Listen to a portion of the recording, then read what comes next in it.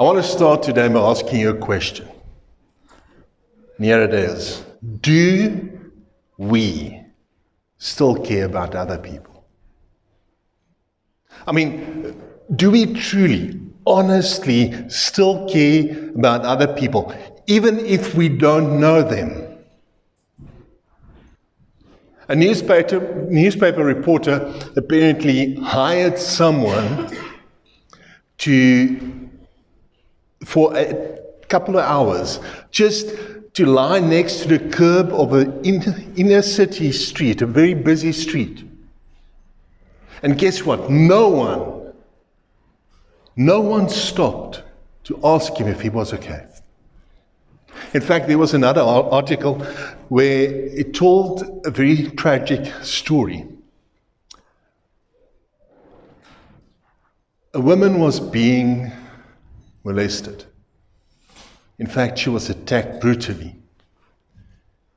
And about 40 people had their cell phones out, videoing it. But no one used a cell phone to phone the police. Another article spoke about a couple of teenagers who found a woman in a suburban, as I believe, surrounding. She had a heart attack. And they went knocking at a couple of doors, asking people to please help them. And apparently everyone told them to get lost. So my question is, do we still actually care about other people? I mean, I remember when I was in high school, I didn't like group sports, but I fell in love with martial arts, and one of the men who did martial arts with me came across an accident scene. And there was a lady that was bleeding profusely, and he went and administered pressure on the main artery. The medics arrived and they told him, "Sir, if you didn't do what you did, she would have bled to death." Not 6 weeks later, her parents sued him for inappropriately touching their daughter. Listening to stories like this, I kind of just ask myself the question, do we still care because we're afraid of what might happen, because of what people might say, or have we stopped caring because it's just old-fashioned? I mean, sort of, it's something like a virtue that just got lost through time. Yet, what defines a Christian? Is it a title? Or is it the fact that we love the way Christ loved us? Paul was all about serving other people. He wanted us to know that, listen, a submissive-minded person is someone who puts other people before them. A submissive-minded person is someone who allows God to love the world through them. Now, we are busy just walking through the book of Philippians, and we find ourselves in chapter 2, and we've already seen how Paul used Jesus as an example, and then he used his own life to explain to us how we fit into this pattern. But next, he introduces us to two more people, ordinary men, people like you and me. Nothing special about them. I mean, they were not a God or a son of God. They weren't the super apostle like Paul. They were people like you and me. And he wanted his readers to understand, listen, being someone who cares about others, being someone with a submissive mindset, is not just something that is necessary for every Christian, but it's something that all believers can enjoy. Because the result of this is genuine joy. Would you read it with me? It's on your notes. Philippians 2, from verse 19. Now I hope in the Lord Jesus to send Timothy to you soon, so that I also may be encouraged when I hear news about you. For I have no one else like-minded who will genuinely care about your interests. All seek their own interests, not those of Jesus Christ, but you know his proven character. Because he has served with me in the gospel ministry like a son with a father. Therefore, I hope to send him as soon as I see how things go with me. And I am convinced in the Lord that I myself will also come quickly. But I consider it necessary to send to you, in other words, right now, Epaphroditus, my brother, co-worker, and fellow soldier, as well as your messenger and minister to my need. Now, just for some background quickly, Epaphroditus brought a financial gift to Paul from the Philippian church. All right? Verse 26. Since he has been longing for all of you and was distressed because you heard that he was sick. In other words, while he was on his way to Paul, he became sick. And he couldn't go back because of his sickness. And people back home were quite distressed. They were worried about him. And that bothered him. All right? Verse 27. Indeed, he was so sick that he nearly died. However, God had mercy on him, and not only on him, but also on me, so that I would not have one grief on top of another. For this reason, I am very eager to send him, so that you may rejoice when you see him again, and I may be less anxious. Therefore, welcome him in the Lord with all joy, and hold men like him in honor, because he came close to death for the work of Christ, risking his life to make up what was lacking in your ministry to me. Now, I don't know if you've picked up, but the first person that Paul introduced was Timothy. Timothy was the son of a Gentile father and a Jewish mother, but he was an ordinary young man when Paul met him the first time on his first missionary journey. And when Paul went out on his second missionary journey, he actually invited Timothy to come along. And then he started to disciple Timothy. And Timothy became very dear to Paul.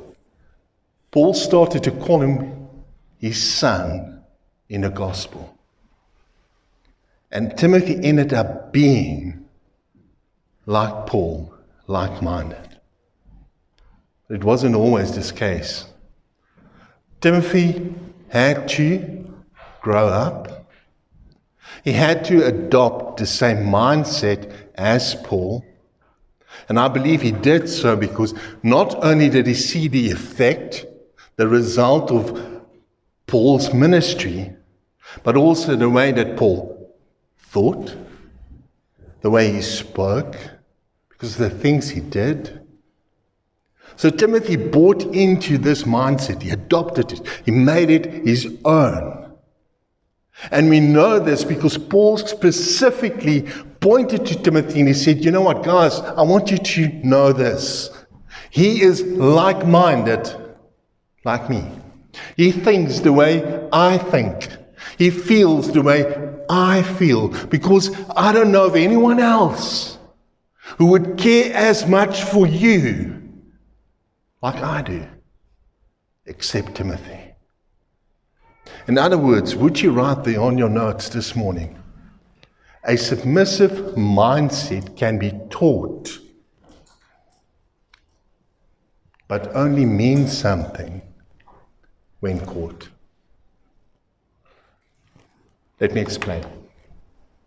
I can stand here Sunday after Sunday after Sunday Even Wednesdays at Bible study, and I can preach, I can teach, I can tell you, I can explain to you what a submissive mindset looks like, what the result would be if you adopt it. But if you don't do it, if you don't buy into it, when you don't make it your own, you will never benefit from it.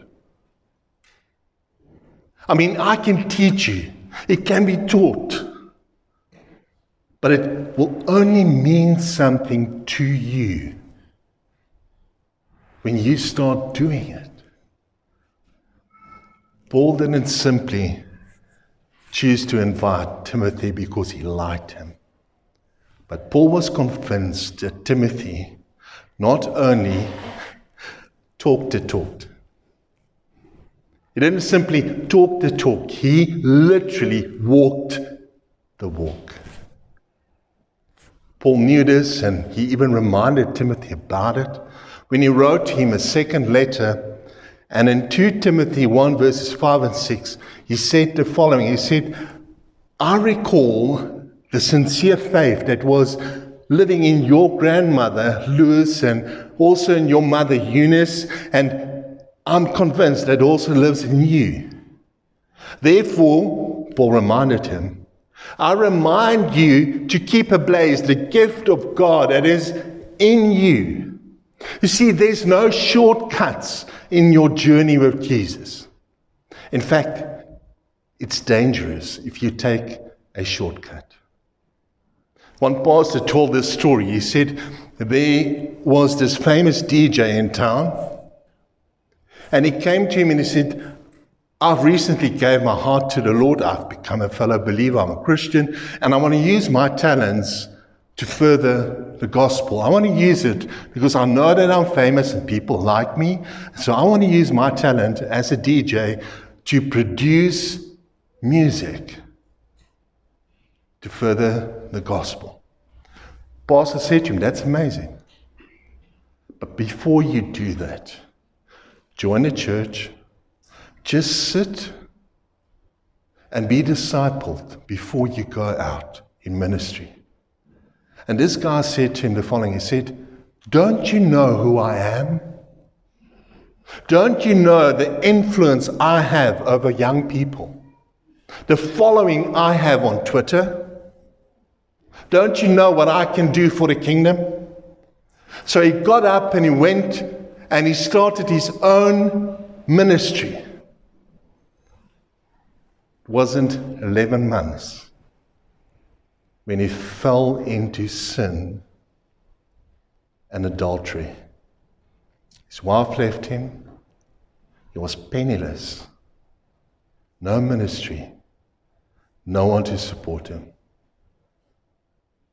Another pastor tells a story of a famous, and this is true, guys, very famous country and western singer who also came to Christ, and she joined his church.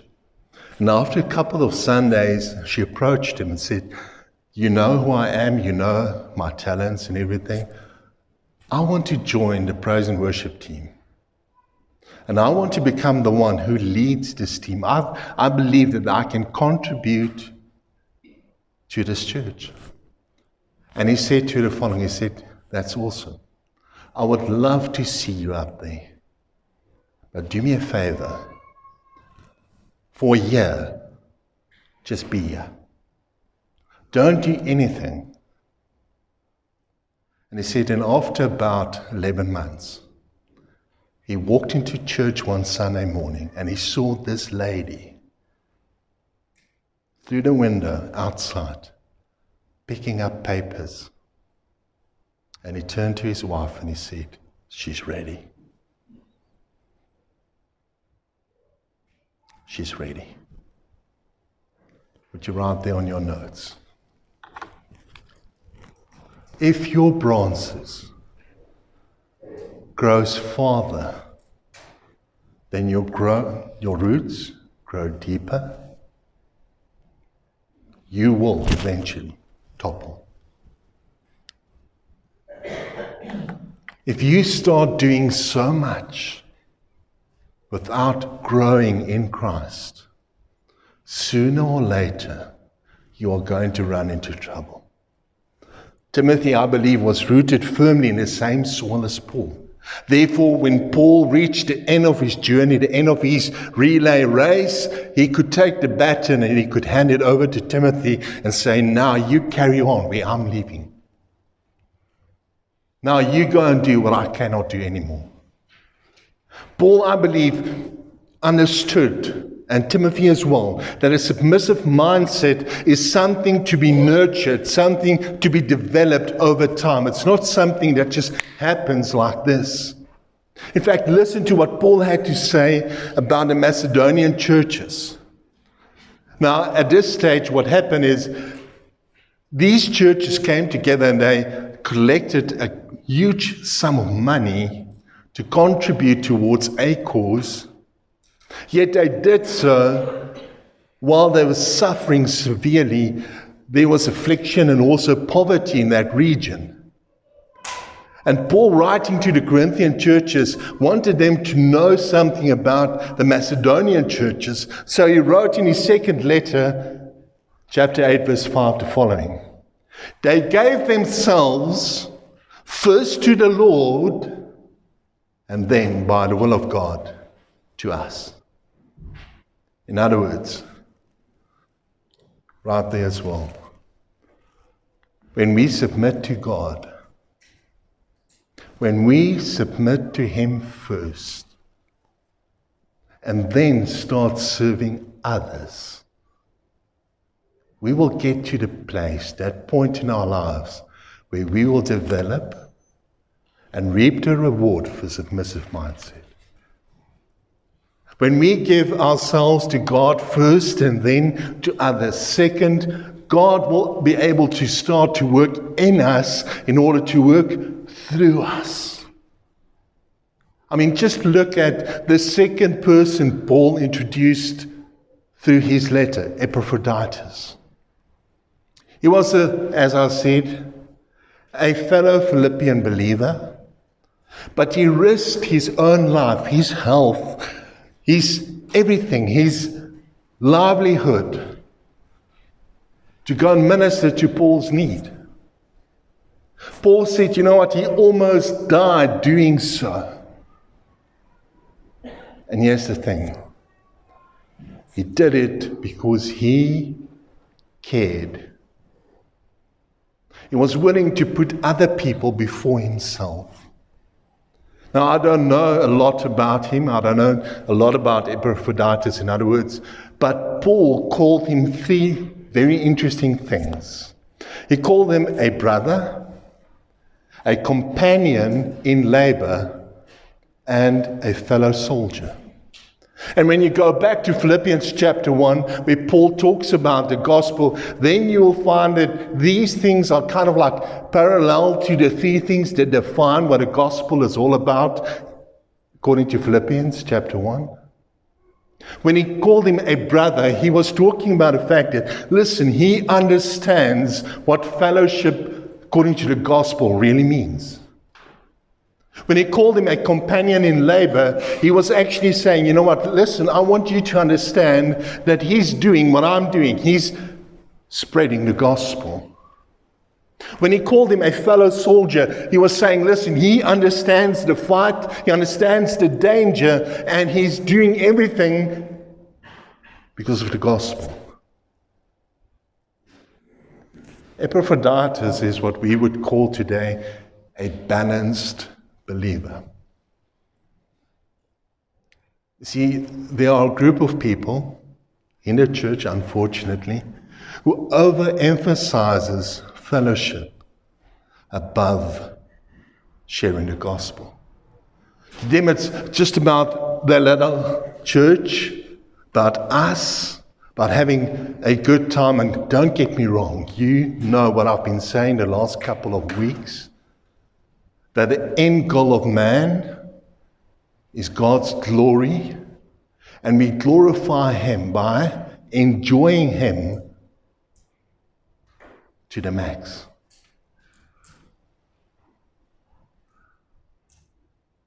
Everything God provides, everything He does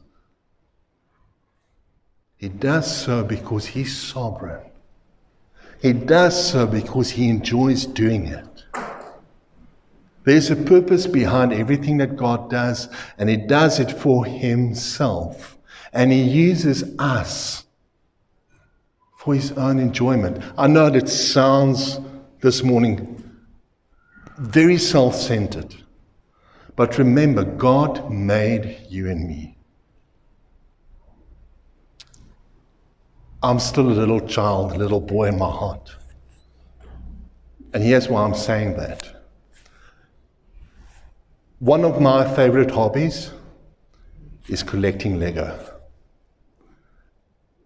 I've been doing that for 40 years.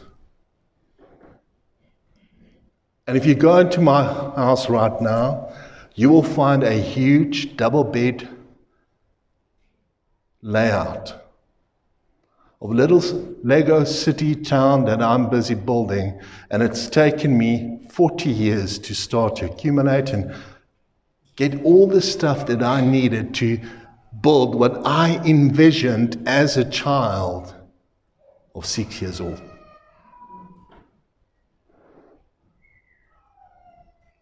If I could create little Lego blocks for myself, I would do so because I enjoy it. God made you and me because He enjoyed doing it. And because He enjoys where He's going, He's got a plan, a purpose. And He enjoys us buying into this and living for His glory and enjoying the journey. So this morning, when I look at Epaphroditus, I see someone who wasn't just about fellowship, but you realize, you know what, it's not just about caring for people that I know, people that I love, people that are close to my heart, fellow believers, but it's also about caring for those outside of this group. And caring so much because I know that they are on their way towards hell unless I share the gospel with them. So it's not just about fellowship, but it's also about evangelism. A well-balanced Christian knows that the gospel requires both. Caring about the well-being of fellow believers, but also the well-being of unbelievers. And that will come at a cost, personal or otherwise. There's always a cost involved. I mean, Epaphroditus did it, and it almost cost him his life. Jesus did it, and it did cost him his life. Paul did it, ended up in jail, lost his court case, and became a martyr, sentenced to death.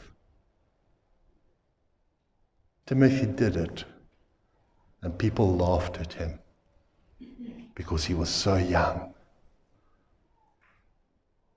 Yet he did it, not with pride because I'm Timothy, but with pride because by the grace of God, I get to serve. A well-balanced Christian knows that the gospel insists that both believers and unbelievers must be loved. And sometimes it's difficult to love the unlovable. It's difficult to love those who don't think like you, those who do not act like you, those who don't dress like you. Guess what? God still loves them. That's why someone with a submissive mindset, don't try to love them with their own power, but allows God to love them through them. Jesus, Paul, Timothy, and Epaphroditus understood this. So would you write there on your notes that real, lasting joy, genuine joy, sprouts from allowing the Holy Spirit to work in you and me in order to work through us. A single-minded person looks at the world through Christ and says, I'm going to do what I do to glorify Him. He looks at the world through Christ. And because I'm doing what I'm doing to glorify Him, I'm going to enjoy what I can do to glorify Him. But at the same time, I know that one of the things that glorifies Him is to put other people before myself. And I know it's not always going to be easy. It's going to be difficult. That's why I'm going to allow Him to do a work in me so that He can love even the unlovable through me. That's why a submissive mindset person loves the world by allowing Christ to love them through him and her. So let me close with this question. Do we still honestly care about other people, even those we do not know, those who are not dear to our heart? Think about this.